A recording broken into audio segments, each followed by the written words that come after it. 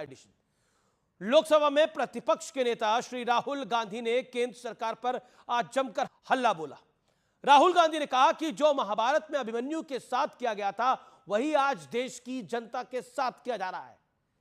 अपने बजट भाषण में राहुल गांधी ने शिव की बारात से लेकर अग्निवीर तक का जिक्र किया और सरकार पे तगड़ा प्रहार किया। राहुल गांधी ने एक बार फिर जाति वाली जनगणना का मुद्दा उठा दिया और कहा कि देश में हलवा बंट रहा है लेकिन 73% लोगों को कुछ नहीं मिल रहा। राहुल गांधी के भाषण की विपक्षी नेताओं ने जमकर तारीफ भी की, लेकिन सवाल है कि राहुल गांधी ने लोकसभा में जो कुछ कहा क्या वो सही है या फिर वो कोरी पॉलिटिक्स है। आज इसी की हम पड़ताल करने का प्रयास करेंगे, इसका विश्लेषण भी करेंगे। स्वागत है आपका टक्कर के मंडे एडिशन में। चक्रव्यूह का चक्कर, बजट पर जोरदार टक्कर। स्वागत है आपका सीएनबीसी आवाज पे व्यूअर्स। 21वीं सदी में सर एक नया चक्रव्यूह तैयार हुआ है, तो वो भी लोटस की शेप में है सर, और उसका चिन्ह प्रधानमंत्री जी अपनी छाती पर लगा के चलते हैं। नहीं सर, बोलने दीजिए। जो अभिमन्यु को चक्रव्यूह में फंसाया गया था वही हिंदुस्तान के साथ किया गया। आपने टीवी ऑफ कर दिया सर। नो टीवी कोई ऑफ नहीं है सर। जब भी मैं उसको हटाना चाहता हूं मुझे ये करना है सर। वो हमको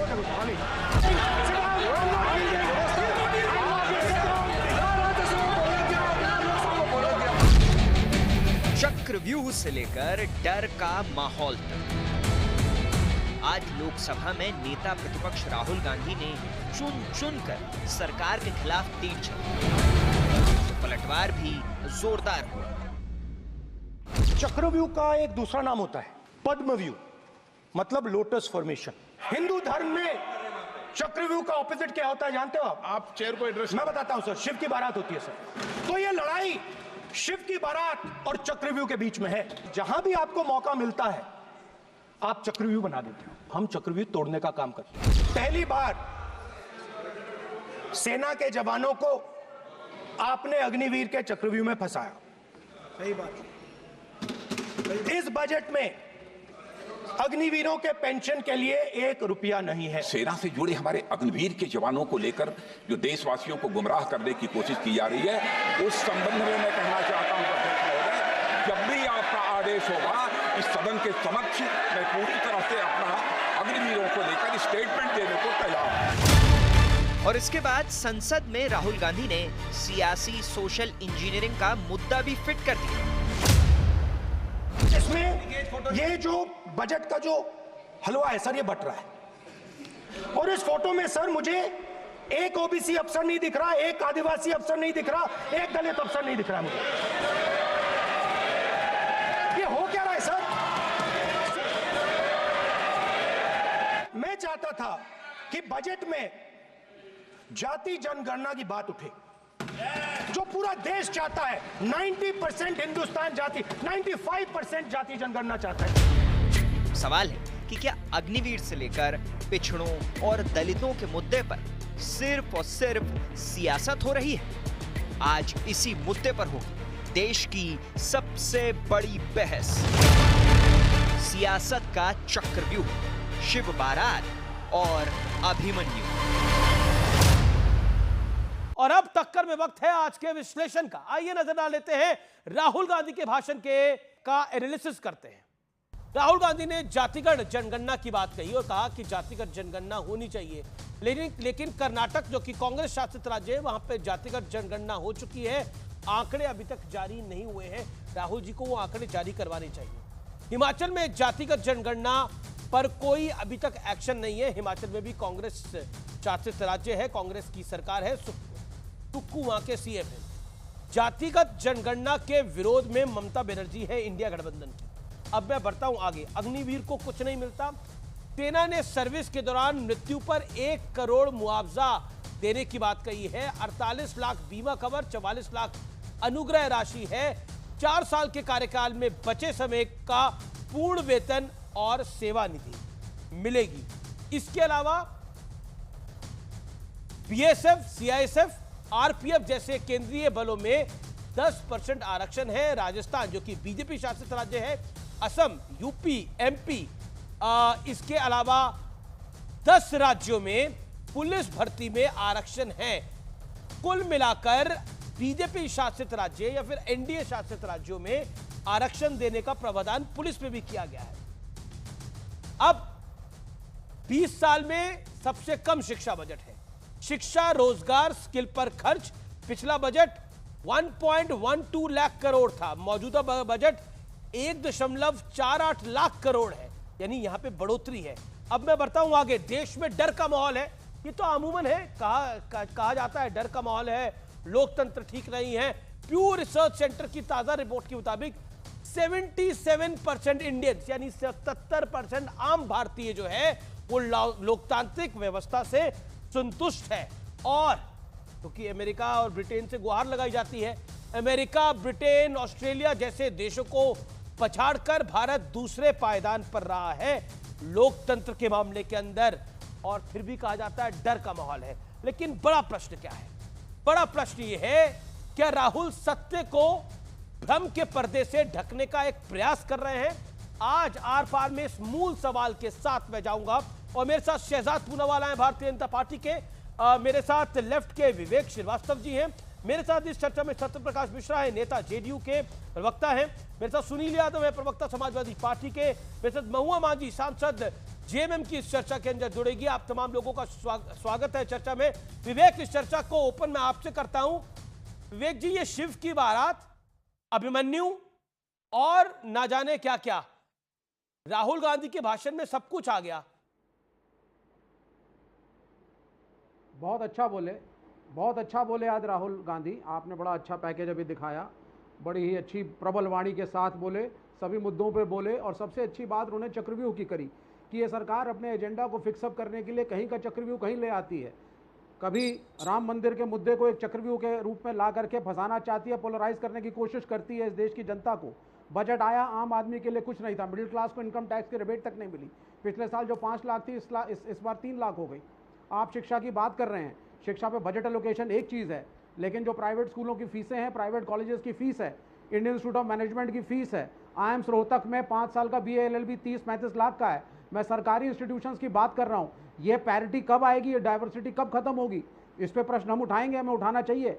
आपने अग्निवीर की बात करी, लेकिन जॉब सिक्योरिटी एक चीज़ होती है। आपने 1 करोड़ की बात करी, उसमें 48 लाख आप ही ने कहा कि 48 lakh is coming from the insurance companies. नहीं तो क्या करना चाह रहे हैं? आपने बोला कि हर मुद्दे की बात आ गई, तो करना क्या चाह रहे हैं राहुल?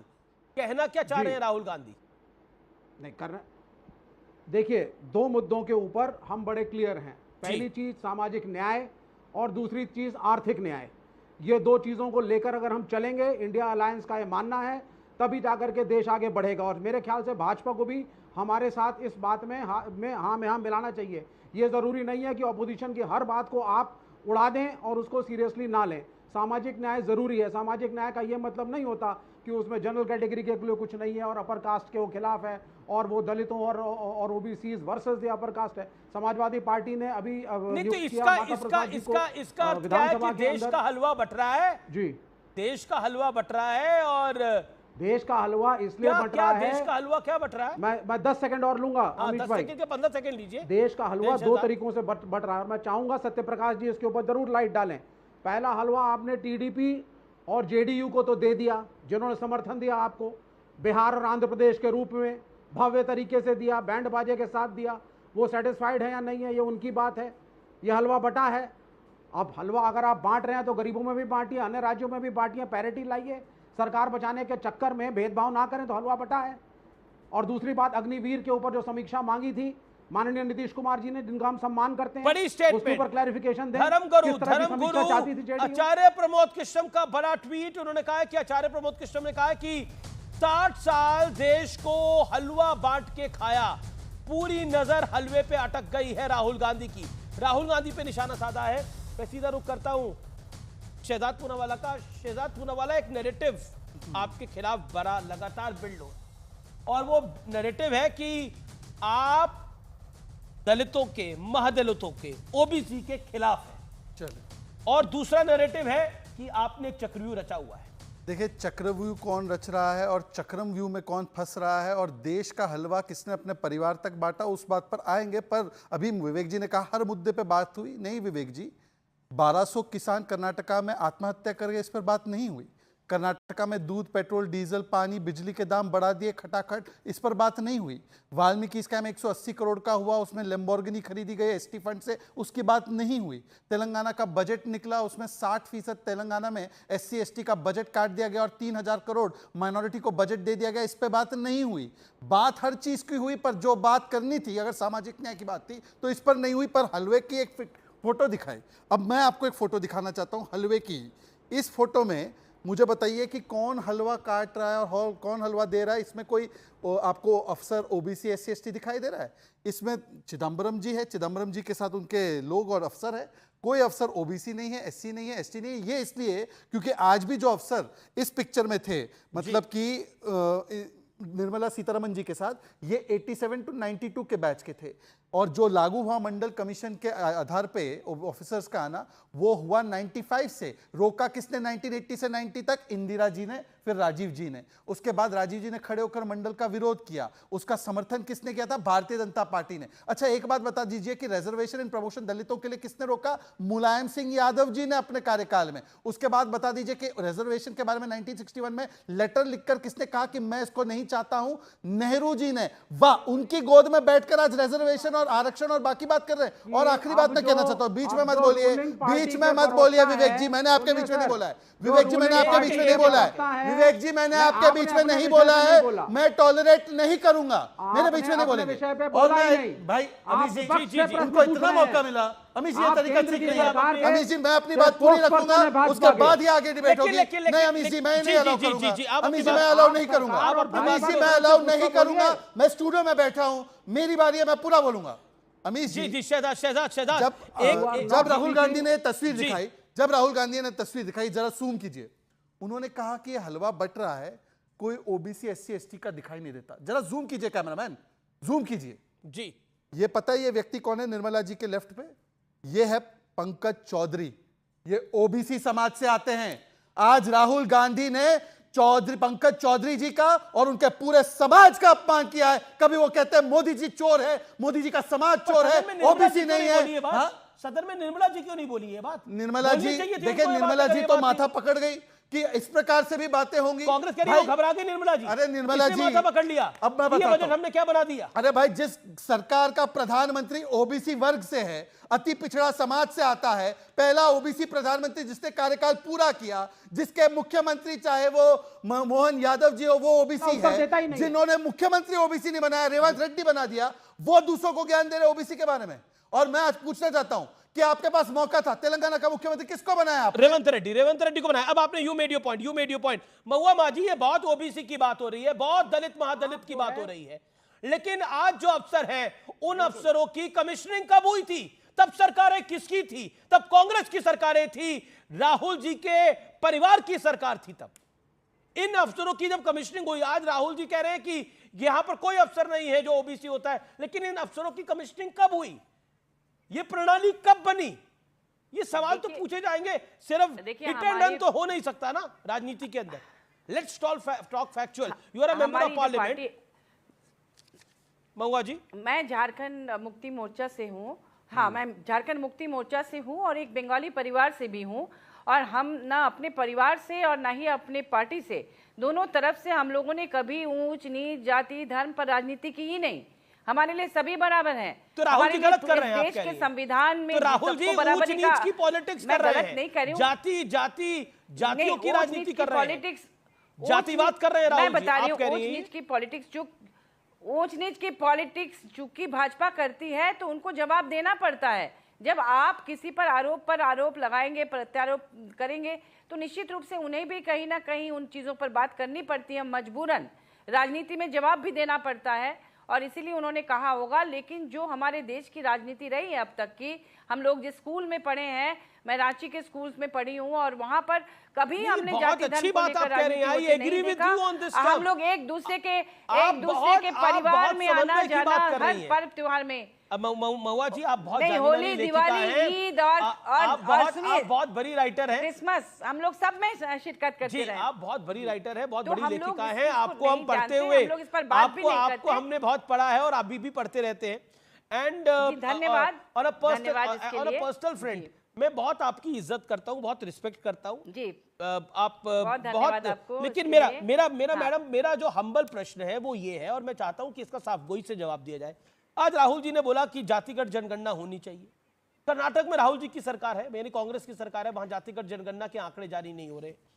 हिमाचल में उनकी सरकार है, जातिगत जनगणना की कोई बात ही नहीं है।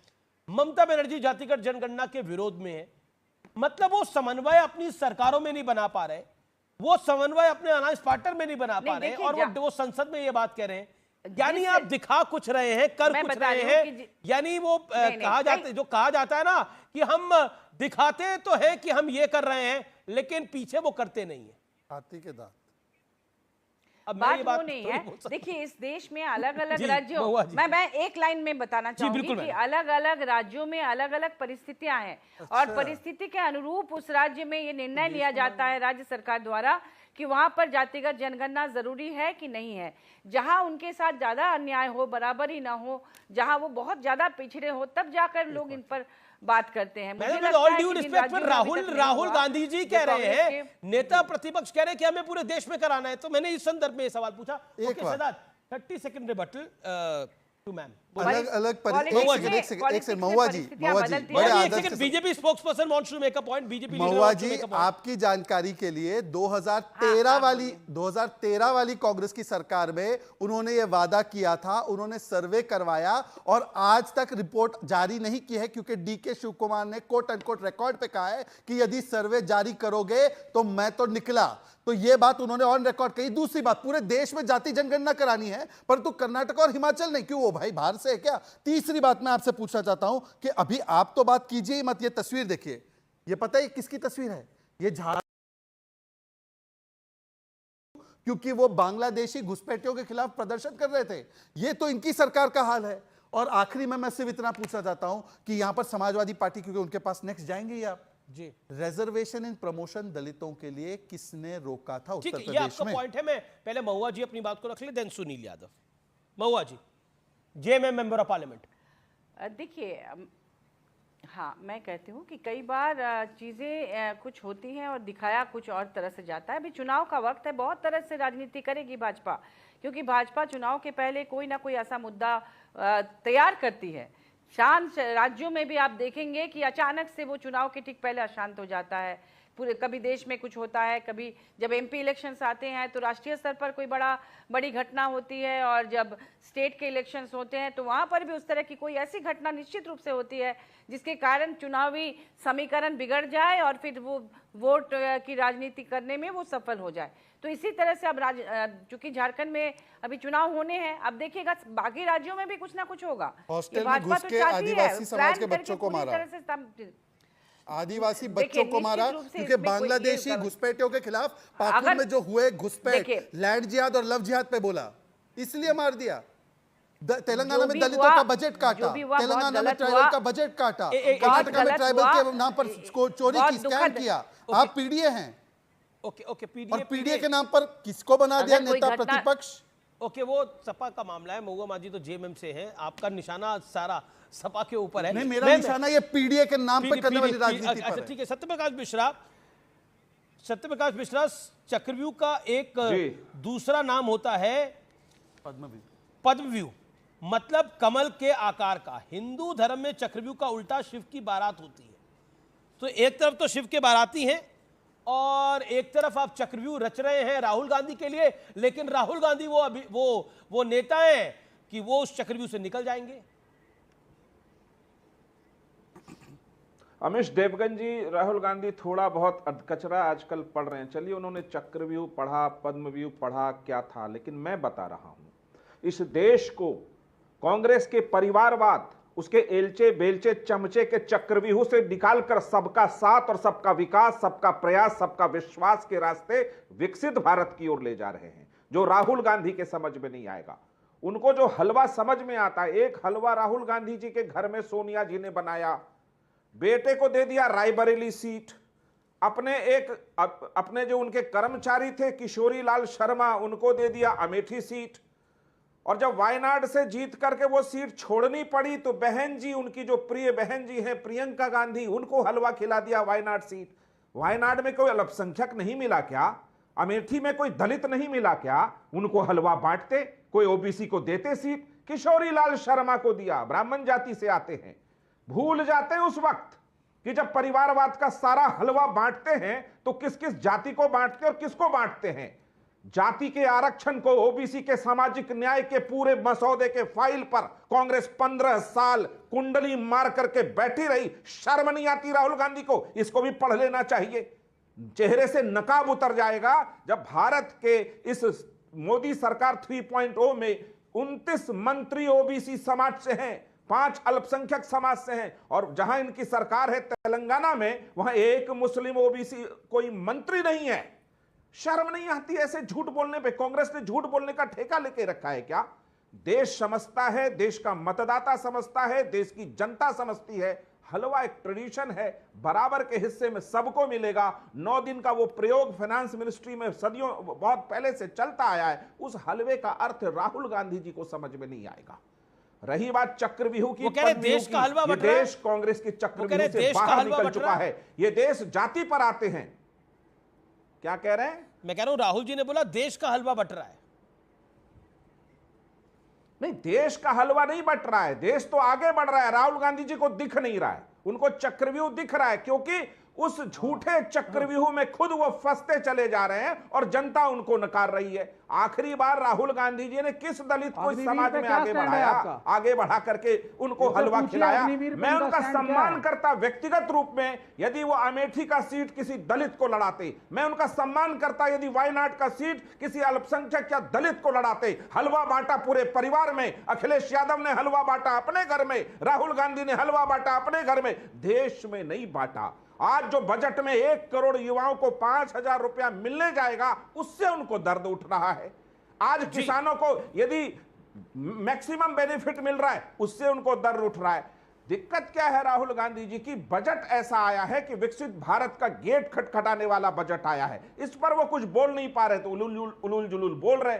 मेरा एक सवाल है राहुल गांधी जी, वक्त है अभी भी अपनी पार्टी में सबको जगह दीजिए, और देश में जातिगत जनगणना की बात करते हैं। यूपीए सरकार ने कराई थी, डेटा क्या राहुल गांधी जी? सुनील यादव अभी तक नहीं बोले। तेलंगाना में करा लीजिए। सुनील यादव, हलवा बट रहा है, सब अपने परिवारों में हलवा बांट रहे हैं।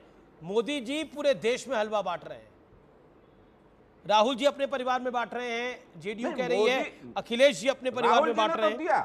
जी एक second, you made your point sir, you made your point, let Sunil Yadav respond.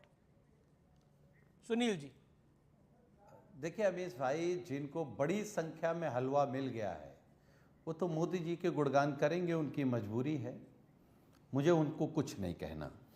मैं पूरी डिबेट में आपका एक सवाल था कि आप कह रहे हैं कि राहुल गांधी जी क्या बोलना चाह रहे हैं ये समझा नहीं पा रहे हैं। तो हमारे इधर गांव में कहावत है कि मैं कह रहा हूं उसको समझाइए राहुल जी क्या चाहते हैं। अच्छा, हम समझा रहे हैं जी, समझाइए। हमारे इधर एक कहावत है अमीश भाई जी, जगाया उसे जा सकता है जो सो रहा हो, बिल्कुल। जो सोने का ड्रामा कर रहा है उसे कोई जगा नहीं सकता है। जाति जनगणना इस देश का हर व्यक्ति समझ रहा है कि अगर जाति जनगणना हो जाए तो देश बदल जाएगा, देश की तकदीर बदल जाएगी, पिछड़ों की तकदीर बदल जाएगी, दलितों की बदल जाएगी, आदिवासियों की बदल जाएगी। लेकिन पता नहीं क्यों लोग समझना नहीं चाहते हैं। आपको लगता है जिस दिन इस देश में जाति जनगणना हो गई, उस दिन जो आज खोजा जा रहा है कि कोई ओबीसी एससी है या नहीं है, खोजने की जरूरत नहीं पड़ेगी, वो अपने आप दिखाई देगा। आपकी स्टूडियो में दिखाई देगा, प्राइवेट कंपनी में दिखाई देगा, सरकारी नौकरियों में दिखाई देगा। आप जहां देखोगे वहां पिछड़ा, दलित, आदिवासी, अगड़ा, अल्पसंख्यक, मुसलमान सब दिखाई देंगे। उनको समझ में आ जाना चाहिए कि उनकी कितनी संख्या है। उनकी आबादी क्या है, वो क्या रिजर्व करते हैं। एक दूसरी बात, उन्होंने एक बात बिल्कुल साफ साफ कही कि भाई सरकार चक्रव्यूह रच रही है, और उन्होंने तुलना की कि ये चक्रव्यूह रचा गया था महाभारत में। उन 7 लोगों के 6 लोगों के नाम तो गिना दिए कि उसमें द्रोणाचार्य थे, कर्ण थे, कृपाचार्य थे, कृतवर्मा थे, अश्वत्थामा थे, शकुनी थे। तो हम तो भारतीय जनता पार्टी के नेता से पूछना चाहेंगे, जो प्रवक्ता बैठे हैं, कि हमको केवल इतना बता दीजिए, जो राहुल गांधी जी बोल रहे हैं उन 6 लोगों में शकुनी कौन है। और इन्होंने कहा कि प्रमोशन में आरक्षण का विरोध समाजवादी पार्टी ने किया। समाजवादी पार्टी ने कई बार इस गलती को स्वीकार किया है, और स्वीकार करके पीडीए के रास्ते पर हैं। पीडीए के रास्ते पर उन सब गलतियों को स्वीकार करके और खत्म करके हैं कि हमको पिछड़ा, दलित, अल्पसंख्यक, मुसलमान के जो हक हकूक हैं, जो शोषित, पीड़ित, वंचित लोग हैं, उनकी लड़ाई लड़नी। इन्होंने एक सवाल और क्या किया कि देखिए पीडीए वाले लोगों ने नेता प्रतिपक्ष किसको बना दिया। आप अमीश भाई जब समाजवादी आंदोलन के बारे में पढ़ेंगे, या पिछड़े, वंचित, शोषित, पीड़ित लोगों की आवाज हमेशा अगड़ों ने उठाया है। गांधी जी रहे हों, लोहिया जी रहे हों, वीपी सिंह जी रहे हों, चंद्रशेखर सिंह जी रहे हों, आचार्य नरेंद्र देव जी रहे हों, कपिल देव सिंह जी रहे हों, ब्रजभूषण तिवारी जी रहे हों, मोहन सिंह जी रहे हों, या जनेश्वर मिश्रा जी रहे हों। जी पॉइंट है, ये समाजवादी पुरोधा हैं। जी बिल्कुल, हम इन्हीं की विचारधारा पे आगे चल रहे हैं। और माता प्रसाद लेकिन राहुल कहना क्या चाहते हैं, राहुल करना क्या चाहते हैं, इस पर इसका जवाब, इसके जवाब का मैं इंतजार जरूर करूंगा। एक सेकंड, अब आपने बोला, आपने लंबा बोला, काफी लंबा बोला, आपने लंबा बोला, थोड़ा सुनने का भी उसके बाद एक 50 सेकंड आपके। साजन जी ने कहा हम बिल्कुल अपनी गलती स्वीकारते हैं कि देखिए हमने जिस प्रकार से रिजर्वेशन प्रमोशन का विरोध किया था, अच्छी बात है, मुलायम सिंह यादव जी ने गलती की थी, ये साजन जी ने माना, अच्छी बात है। पर ये तो माने राहुल गांधी कि मेरे पूर्वज नेहरू ने कास्ट सेंसस रोककर गलती की थी 1951 में, मेरे पूर्वज इंदिरा जी ने मंडल का विरोध करके गलती की थी, मेरे पूर्वज, मेरे पिता राजीव, जिनके नाम का मतलब वैसे कमल है, उन्होंने तो खड़े होकर कहा कि विभाजन कर देगा मंडल। मेरे पूर्वजों के अलावा मेरी यह हरकत है कि आज की तारीख में 14,000 करोड़ SC/ST का आज की तारीख में पीडीए इंडी की सरकार कर्नाटका में है, वहां से ट्रांसफर करके किसके खाते में हलवा खाने के लिए दे दिया, कोई जवाब नहीं। आज की तारीख में तेलंगाना में 22,000 करोड़ का SC का बजट घटकर 7,000 करोड़ हुआ है। अब बताइए कौन हलवा खा रहा है वहां पर। उसके अलावा मैं आपसे केवल इतना पूछना चाहता हूं कि आज आपने किसानों की भी बड़ी बात की, किसानों की बात की, तो जरा एक बार बता दीजिए कि एमएसपी करने वाले पंजाब में, ये देखिए एमएसपी दी नहीं गई मूंग किसानों को, वादा करने के बाद नहीं दिया गया वहां की राज्य सरकार के बारे में। लेकिन आप बार-बार एक ही बोलते हैं, आप लोग एक सेकंड मेरा 1200 किसानों ने आत्महत्या कर दी, उसके बारे में बोल दीजिए कर्नाटका में कुछ शब्द नहीं बोलेंगे। आप लोग बोलते हैं कि कर्नाटक में इनकी सरकार नहीं कर रही है, इनकी सरकार किसी और पंजाब के अंदर आम आदमी पार्टी की सरकार है, वहां पर किसानों को राहत नहीं दे रही है, लेकिन आप तो कहते हैं कि आप सब इन पार्टियों से बेहतर है, वो नहीं कर रहे हैं तो आप उस ट्रेंड को तो फॉलो नहीं करेंगे। हम तो कर ही रहे हैं, आप तो करना चाहेंगे। मैं आपको बताता हूं जी, हमने जो चावल और गेहूं, इन दोनों पे इन्होंने 3 लाख करोड़ यूपीए में एमएसपी दिया था, हमने बढ़ाकर 11 लाख करोड़ दिया। इनके समय पर एग्रीकल्चर बजट 25,000 करोड़। मेरा बड़ा स्पष्ट सवाल है, क्या राहुल गांधी नैरेटिव बिल्डिंग की एक पॉलिटिकल गेम खेल रहे हैं और उस गेम में आप पीछे हो रहे हैं? मेरा सवाल बड़ा, एक सेकंड, वो मेरा सवाल बड़ा डायरेक्ट है। और देखिए उसके अंदर अब एक पूरा ऑपोजिशन एक तरफ है, राहुल गांधी एक तरफ है, ऑपोजिशन का चेहरा राहुल गांधी है आज की तारीख के अंदर। देखिए यदि झूठ फैलाकर भ्रम, ममता बनर्जी, झूठ और भ्रम की राजनीति में यदि वो कहते कि मैं अखिलेश जी से, ममता जी से आगे हूं, तो होने दीजिए, परंतु झूठ ज्यादा देर टिकता नहीं है, एक गुब्बारे की तरह फूट जाता है। मैं आपको उसका गुब्बारे का उदाहरण दिखाता हूं। आज सभी लोग साथ में बैठे हैं, जामिया और AMU में SC/ST रिजर्वेशन रोक दिया गया। अब बोल दे इनमें से, अभी ये सुप्रीम कोर्ट में मामला हम ले गए, पर बोल दे कि ये साथ में, इसके साथ है SC/ST को मिले रिजर्वेशन। बोलिए एक बार। ये सवाल बड़ा स्पष्ट है, आपका इस पर क्या कहना है, आपके विचार क्या है? 40 सेकंड आपके, अब आप नहीं बोलेंगे शहजाद। अरे ठीक बात। देखो मैं तो बीजेपी के सम्मानित प्रवक्ता से केवल यही जानना चाह रहा था कि भारतीय जनता पार्टी जातीय जनगणना कराएगी कि नहीं कराएगी। और एक बात अमीश भाई, आपके कार्यक्रम में कह रहा हूं, यही मोदी सरकार ने अगर 26 में इस देश में जातीय जनगणना नहीं कराई तो 26 में ये सरकार गिर जाएगी। क्योंकि गणना तो करानी है, क्योंकि उसके बाद परिसीमन होना है। तो अब यह सरकार गणना कराएगी या जाति जनगणना कराएगी? अगर यह गणना कराएंगे तो परिसीमन तक यह सरकार में नहीं रहेंगे, अगर जाति जनगणना कराएंगे तो हम इनका स्वागत करेंगे। फिर महिला बिल फिर अगर जातीय जनगणना कराएंगे तो सरकार में रहेंगे, फिर आप ये कहना चाह रहे हैं? नहीं, सरकार नहीं, हम सरकार को बधाई देंगे। बधाई देना और साथ रहना दोनों अलग बात है।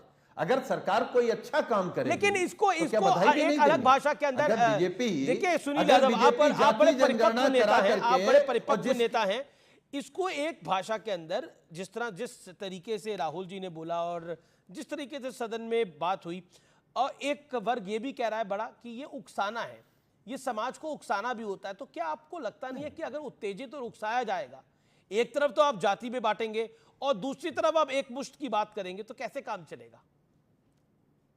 नहीं, देखिए अमीर, होता ही यही है। अच्छा बताइए, गणना में क्या होता है? आपके घर सब गिनती होती है ना, तो उसी में एक कॉलम बढ़ना है केवल कि आप किस जाति के हैं, और जाति से क्या परहेज है। अगर बिना जाने आज जिस हलवे की बात हो रही है, अगर इस देश की सरकार को मालूम होता किस राज्य में कितने पिछड़े, कितने दलित, कितने आदिवासी, कितनी महिलाएं, गरीब और कितनी अशिक्षित लोग हैं, ठीक है, ये हलवा उस हिसाब से बढ़ता। मेरा ये सवाल बैसाखी वाले लोगों को पॉलिटिकली ट्रैप कर रहा है ऑपोजिशन आपको? कोई ट्रैप नहीं हो रहा है, मैं आपको बताता हूं, क्योंकि आपकी एक सरकार बिहार में करवा चुकी है, इसलिए मैं बोल रहा हूं। मैं तो वही कह रहा हूं कि आप देख लीजिए, ऑफिशियल स्टेटमेंट अमित शाह जी का है कि हम किसी भी जातिगत जनगणना के विरोध में नहीं है। पर मैं पूछना चाहता हूं कि पता है कौन विरोध में है? Official statement TMC. और दूसरी बात ये, डीके शिव कुमार ने ऑफिशियली अपोज किया है कर्नाटका में। अब मेरा सवाल है, जामिया एएमयू के सवाल पर तो साजन जी बहुत बड़े चतुराई से कुछ नहीं बोल पाए, एससी एसटी रिजर्वेशन होना चाहिए कि नहीं होना चाहिए। एक वाक्य, डीके शिव कुमार ने अपोज किया कास्ट सेंसस, उसके बारे में क्या बोलोगे? ओके, पहले एएमयू पर जवाब, मैं इस पर जवाब महुआ माझी का भी लूंगा, मेंबर ऑफ पार्लियामेंट का। Okay, 10 seconds. ठीक। सुनील अमीश भाई, एएमयू का हो या ये जितने राज्यों के सवाल कर रहे हैं, कौन पक्ष में है, कौन विपक्ष में है, कौन चाहता है, कौन नहीं चाहता, इस देश में केवल जाति जनगणना हो जाए, ये सारे सवालों का जवाब जाति जनगणना है। अपने आप सारे सवालों का जवाब मिल पर एएमयू में रिजर्वेशन का तो जातिगत जनगणना जवाब नहीं है, वो तो एससी एसटी का रिजर्वेशन है। एक सेकंड, वो तो संवैधानिक राइट है, कॉन्स्टिट्यूशनल राइट होना चाहिए, लेकिन उस यूनिवर्सिटी में नहीं है और उसके लिए कोई आवाज भी नहीं उठा रहा है। मैंने फिर बोला कि एक तरफ तो जाति की बात है और दूसरी तरफ एकजुटता की बात है। जी अमीश भाई, मैं कह रहा हूं सब जगह बराबर की चीजें होनी चाहिए, कहीं भेदभाव नहीं होना चाहिए। लेकिन आपको नहीं लगता इस देश में जो आबादी 85% है, उसको आप कितना आरक्षण दे रहे हैं? और उत्तर प्रदेश में तो जो योगी बनारस हिंदू यूनिवर्सिटी में एससी एसटी रिजर्वेशन है, अलीगढ़ मुस्लिम यूनिवर्सिटी में आप देख लीजिए ना कि आपने साजन जी। ओके, महुआ माझी, मुझे बोलना पड़ रहा है, मैं भारतीय मुसलमानों पर बोलना पड़ रहा है कि बनारस हिंदू यूनिवर्सिटी में रिजर्वेशन है, जेएमएम मेंबर ऑफ पार्लियामेंट का बिल। ओके, क्या आपको लगता है कि आज सदन के अंदर राहुल गांधी ने कुछ ऐसे तथ्य पेश करे, जिन तथ्यों अब बोला गया कि ये देश डरा हुआ है, इस देश के अंदर डर का माहौल है। अब बताइए, मतलब डर का माहौल है, सदन में आप भी बैठती है, सब कुछ बोलती हैं, यहां पर भी विपक्ष सब कुछ बोल रहा है, लेकिन डर का माहौल है। पहले मैं जो बात करना चाह रही हूँ उसको कर लेती हूँ, फिर बाकी बात कहूंगी। सबसे पहली बात कि यहाँ पर जनगणना की जो बात हो रही है, मैं आपको बता दूं कि झारखंड में पिछले 2000 साल से झारखंड बना, तब से लेकर अभी तक 24 साल के अंदर मैक्सिमम टाइम में भाजपा की सरकारें रही, और किस तरह से आदिवासियों की जनसंख्या कम होती चली गई, पलायन, विस्थापन, माइग्रेशन, ट्रैफिकिंग, क्योंकि पन्नालाल जैसे बहुत बड़े बड़े ट्रैफिकर्स हुए जो भाजपा के कार्यकाल में हजारों आदिवासी लड़कियों की तस्करी की, और अब धीरे धीरे आदिवासियों की संख्या कम होते जा रही है और हमारी वर्तमान सरकार पर आरोप लग रहे हैं। मैं तो आपको आंकड़े दिखा दूंगी, 2001 से लेकर 2011 तक में मैक्सिमम टाइम में भाजपा की सरकार रही, उस समय किस तरह से संताल परगना में आदिवासियों की संख्या कम हुई, वो आंकड़े कहते हैं, मैं नहीं कहती हूँ। दूसरी बात यहाँ पर है कि आप अगर डरे हुए नहीं हैं, अगर डर का माहौल जो कह रहे हैं राहुल जी सही कह रहे हैं, क्योंकि आज जब मैं पार्लियामेंट पहुंची तो देखा कि वो खाली है, कोई पत्रकार वहां नहीं है, क्योंकि पत्रकारों को वहां से गायब कर दिया गया है। उस कैंपस के अंदर उनको रहने की मनाही हो गई। कल तक जो लोग थे उनको एक शीशे के चेंबर में बंद कर दिया गया है। वो लोग सब अभी विरोध में बैठे हैं। आज कोई पत्रकार वहां पर किसी भी सांसद से बाइट नहीं लिया। अगर आप डरे हुए नहीं है, अगर भाजपा डरी हुई नहीं है, तो आखिर पत्रकारों से कैसा डर, जो आखिर पत्रकारों की इतनी बड़ी भूमिका होती है लोकतंत्र में, चौथा स्तंभ है। तो ये बहुत बड़ा पॉइंट है कि क्यों आखिर बीजेपी डरी हुई है। मैं बताता हूं डर के बाद राहुल गांधी भी आज मिलने के लिए गए। हालांकि सुरक्षा की दृष्टि से अगर वहां की सुरक्षा कर्मियों ने कुछ किया है तो मैं उसका जवाब नहीं दूंगा, पर 14 पार्टियों को बैन किसने किया? 14 पत्रकारों को बैन किसके अलायंस ने किया था? अमित जी, आप भी उसमें हो। ये तो भला है साजन जी का और मांझी जी का कि इनका दिल बड़ा है, ये लोग अपने अलायंस की बात नहीं मानते। पर कांग्रेस कहां है आज के शो में? नहीं, मांझी जी मैं आपका बड़ा सम्मान करता हूं, पूरी बात होने दीजिए, पूरी बात। दूसरी बात, इमरजेंसी में पूरे मीडिया पर प्रतिबंध लगाने वाले, दो मीडिया के विरोध में राजीव जी ने बिल लाए, वो बोलेंगे क्या मीडिया के बारे में? 66A लाने वाले जिन्होंने 9000 लोगों पर सेडिशन का केस एक दिन में डाला था कुड़नकुलम में, वो मीडिया के अधिकारों पर बोल रहे हैं। मुझे बता दीजिए 14 पत्रकारों को बैन क्यों किया? अमीश देवगन उसमें नाम है, ठीक है, बताइए। ओके, महुआ मांझी, आपकी बात, मैं बोलना चाहती हूँ कि जिन दिनों बैन किया गया था उन दिनों कुछ ज्यादा ही बायस्ड हो गए थे पत्रकार, ऐसा लगता था इंडिया गठबंधन को। लेकिन जब से उन्होंने इस तरह से किया, उसके बाद अब सब लोग न्यूट्रल हो रहे हैं। आप तो मेरे कार्यक्रम में आती रही है, ऐसा कुछ नहीं है। लेकिन आप अपने देखिए बीजेपी वालों को लगता है कि मीडिया उनके साथ नाजायज करता है, ऑपोजिशन को लगता है कि मीडिया उनके साथ नाजायज करता है। मीडिया की हमेशा ये भूमिका रहती है। मैं आपको बताऊं, ये बीजेपी वाले भी हमसे शिकायत करते हैं और ऑपोजिशन वाले भी शिकायत करते हैं। सुनील भाई भी हमसे शिकायत करते हैं और शहजाद पुनावाला भी करते हैं। और महुआ जी, आप तो ऐसी ना थी, लेकिन फिर भी आपने बोला तो आपकी बात का बड़ा सम्मान मैं करता हूं। मैं बोली कि इंडिया गठबंधन कहते थे, लेकिन देखिए बात बोलने का सबको हक है। लेकिन सत्य प्रकाश मिश्रा, ये जो कुछ दिन पहले लोकसभा जी, मैं आपको बताता हूं, मेरे साथ रीना गुप्ता भी आम आदमी पार्टी की जुड़ गई है। सत्य प्रकाश मिश्रा, ये डर का माहौल है, ये डर के माहौल को बार बार परोसा जा रहा है, बार बार दिखाया जा रहा है, बार बार बताया जा रहा है। एक तो कांग्रेस के झूठ बोलने का एक नया पैटर्न तय हुआ है कि वो कभी डर बताएगी, कभी खुद को डरा हुआ दिखाएगी। वास्तविकता यह है, ये भारत का देश है, उसके नाम पर भारत पड़ा है। और भारत कहते थे कि शेर का दांत गिन लिया करते थे। ये नचिकेता का देश है जिसने यमराज से प्रश्न पूछे हैं। ये ध्रुव का देश है जो एक टांग पर खड़ा हो गया। ये प्रहलाद का देश है जिसने कभी किसी से डर कर भक्ति को छोड़ा नहीं। राहुल गांधी को किस बात का डर है? एक नेता जो सामाजिक जीवन में है, उसको किस बात का डर है? उसको डर है कि उसके हाथ से सत्ता जो परिवारवाद की है वो जा चुकी है, मिलेगी कि नहीं मिलेगी। तो वो पूरे देश को डरा हुआ बता रहे हैं, वो बता रहे पूरा देश को डरा रहे। ऐसी कोई बात नहीं है। लोकतंत्र में सभी लोगों ने बढ़ चढ़कर हिस्सा लिया, एक नई सरकार को चुना, वो सरकार लोगों के लिए काम कर रही है, लोगों के विश्वास जीत कर उनके साथ खड़ी है। राहुल रीना गुप्ता, देश में डर का माहौल है। आपने तो दिल्ली वासियों को डरा रखा है, कभी नीला पानी, कभी पीला पानी, कभी काला पानी, अब तो दिल्ली पानी। और उस पानी में इस देश के कुछ होनहार बह रहे हैं, उस पानी में उनको करंट लग रहा है। क्या कहना चाहती हैं? आपने तो दिल्ली को डरा रखा है। अमीश भाई, बहुत दुखद दुर्घटना हुई है। हमारे 3 बच्चे इस हादसे के शिकार हुए हैं, तो ये बहुत दुख भरी बात है। इस दुख की घड़ी में हम लोग उन पेरेंट्स के साथ हैं जिन्होंने इन बच्चों को खोया।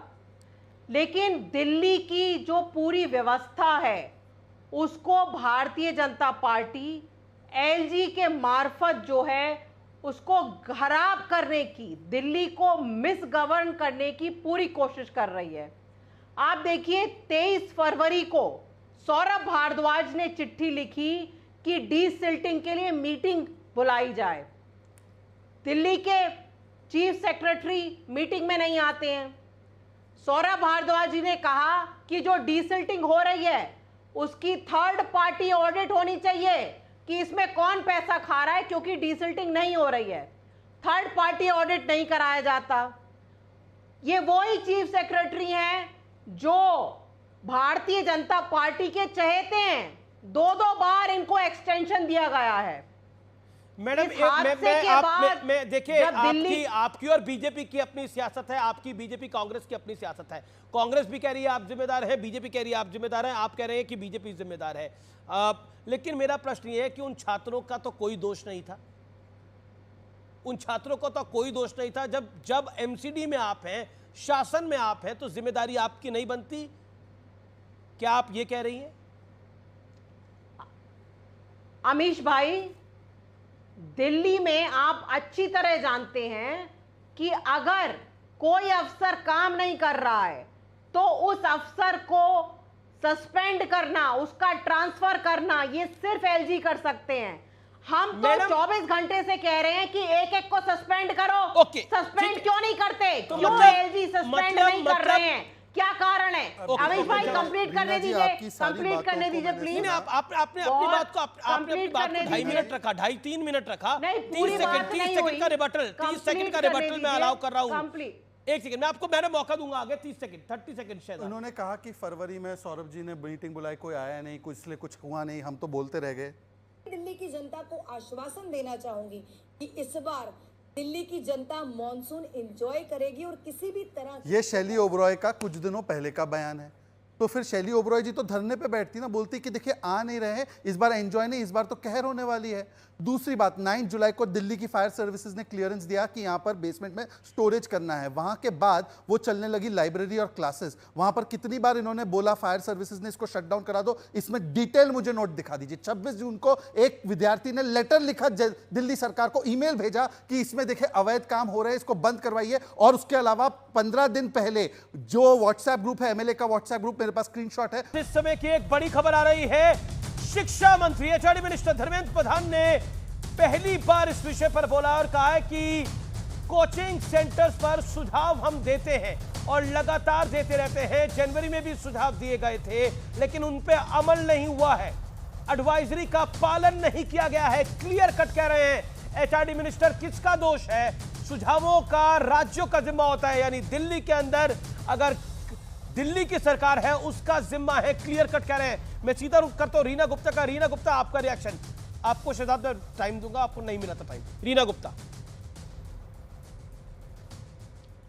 देखिए, अभी दिल्ली की रेवेन्यू मिनिस्टर आतिशी जी ने एक ट्वीट करा है। उन्होंने कहा है कि उन्होंने 24 घंटे के अंदर चीफ सेक्रेटरी से रिपोर्ट मांगी थी कि इस ट्रेजेडी के लिए कौन कौन जिम्मेदार है, कौन कौन अफसर, किस किस ने रिश्वत खाई, कौन कौन किस किस की मिली भगत थी, उसके नाम दिए जाएं।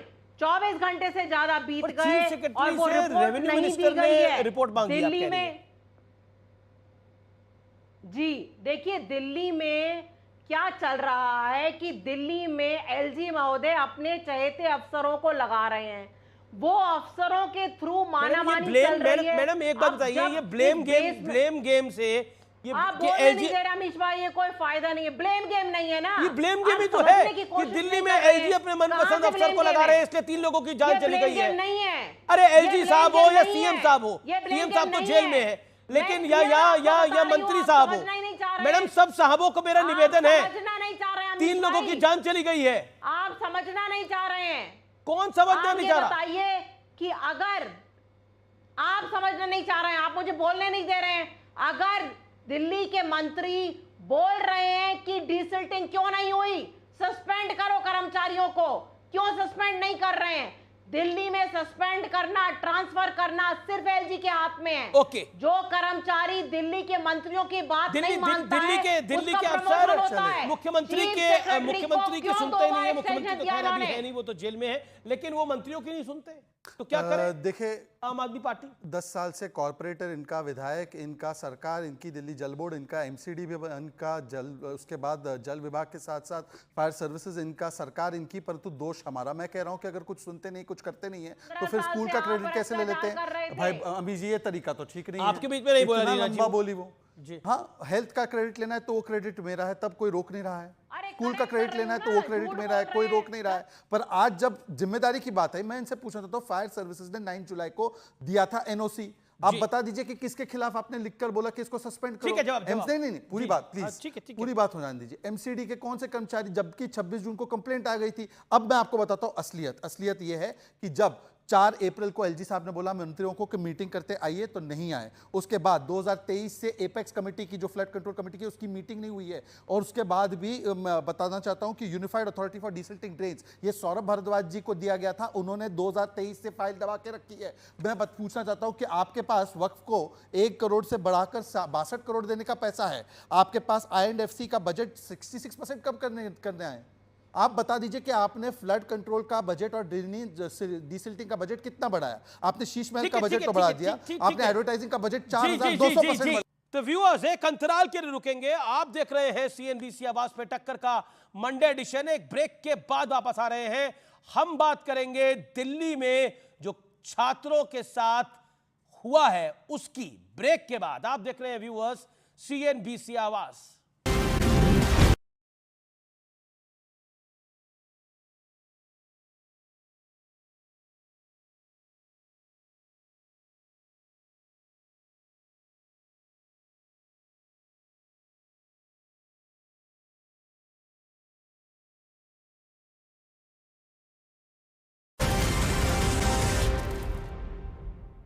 वेलकम बैक व्यूअर्स, आप देख रहे हैं CNBC आवाज पे टक्कर का आज का एडिशन।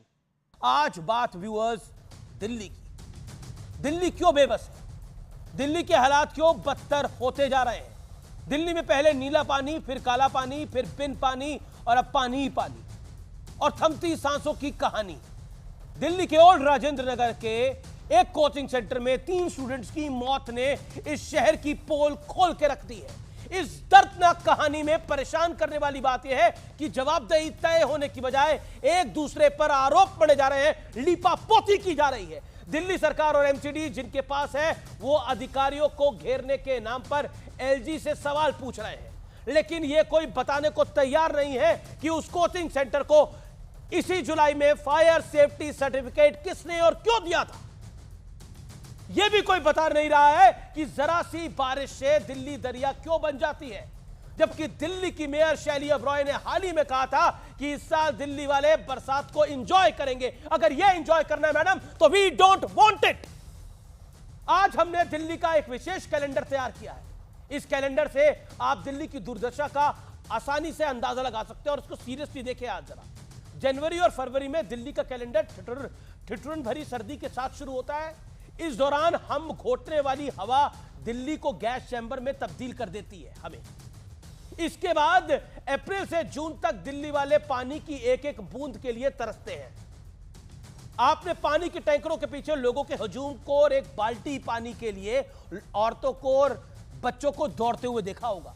इस दौरान घर के नालों में कभी कभी पानी आ भी जाए तो उसका रंग कभी मलमैला होता है तो कभी नीला, यानी पानी अगर नलों में आ जाए तो। फिर महीना आता है जुलाई और अगस्त का, और 2-4 बूंदें देश की राजधानी को रेंगने पर मजबूर कर देती है। सड़कें दरिया बन जाती हैं, और अब तो बिल्डिंगें भी जानलेवा भंवर बनने लगी हैं। इन सारी तकलीफों से अगर दिल्ली वाले किसी तरह से बच भी जाएं तो सितंबर में डेंगू, मलेरिया और आपको कमजोर कर देता है। दिल्ली वालों के जीने का अधिकार पर डंक मार देते हैं, और फिर शुरू हो जाता है अक्टूबर नवंबर का महीना, जब पोल्यूशन आ जाता है। और फिर हालात तो क्या बताएं। यह है दिल्ली वालों का कैलेंडर, और नवंबर दिसंबर के तो क्या कहने। यह है दिल्ली वालों का कैलेंडर, जो है पूरा का पूरा बवंडर। तो टक्कर के आज के एडिशन में इतना ही। शहजाद पूनावाला, आपका बहुत बहुत शुक्रिया आज की इस चर्चा में आने के लिए, हमारे स्टूडियोज में आने के लिए। आपका भी बहुत बहुत शुक्रिया रीना गुप्ता। तो फिलहाल आज टक्कर में इतना ही। आप देखते रहिए व्यूअर्स CNBC आवाज। नमस्कार, गुड नाइट।